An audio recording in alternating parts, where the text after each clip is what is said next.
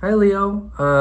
Hope you're doing okay. I'm sorry you couldn't make it to the lesson today, but here's your video lesson as usual. So today we're gonna talk about minor. So a lot of the times we're playing in major.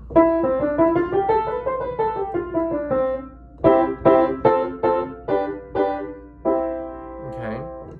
But we're going to talk about what makes something sound minor, and we've played some pieces in minor, but we haven't studied what makes something minor. So the first thing is, if we have a basic chord like C major, C, E, and G, we're going to refer to the note C as the root note, E as the third, and G as the fifth. Okay, now if we take the third of that chord, which is E, and we flatten it down a half step, so it would go from E to E flat, we get C minor. Okay, and you can practice that in the inversions. Root position, first inversion, sorry, second inversion. So there it is. Okay. And let's try that also with our F chord. So F major is F A C. If we want to make that minor, we can just take the A in the chord and make it an A flat. Same thing, you can practice the inversions.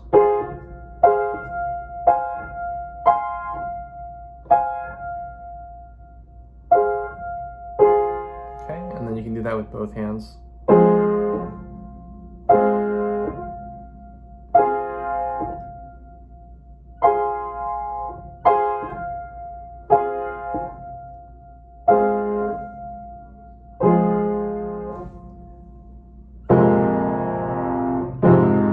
Okay, so those are minor, and then let's try G major.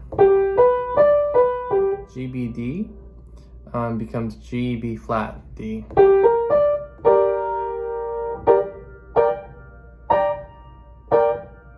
Same thing. Okay, so let's take those three chords and make a little progression. So C minor, F minor, oops, G minor, F minor, C minor. Now, for some reason in the minor, if you do it in a progression, you can actually play G as a major, and it'll still sound minor, because the B natural in G major is a leading tone to C minor, so that B really wants to resolve to the C minor, and it wants to resolve more strongly than a B flat, because it's closer in pitch to the root of the key, which is C. So we can play this.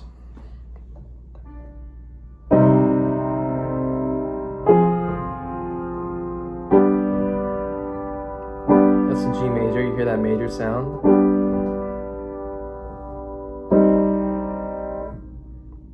Right, it's a major.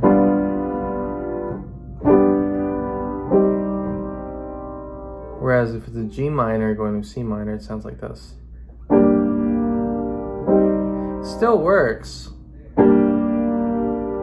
And maybe in a different style, it's cool. But the major really resolves nicely to C minor.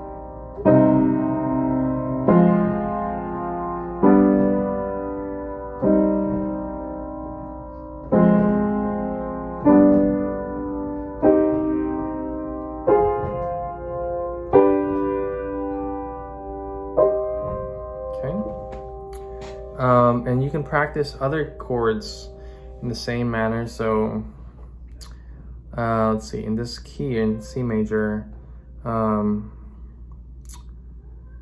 let's see,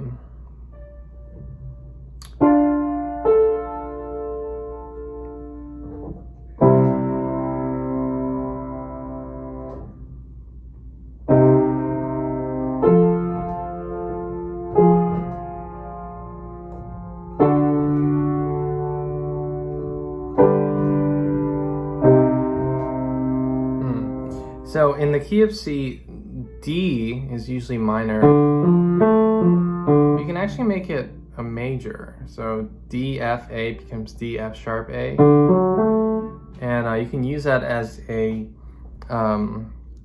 predominant chord for the G. So C minor, G, C. You can play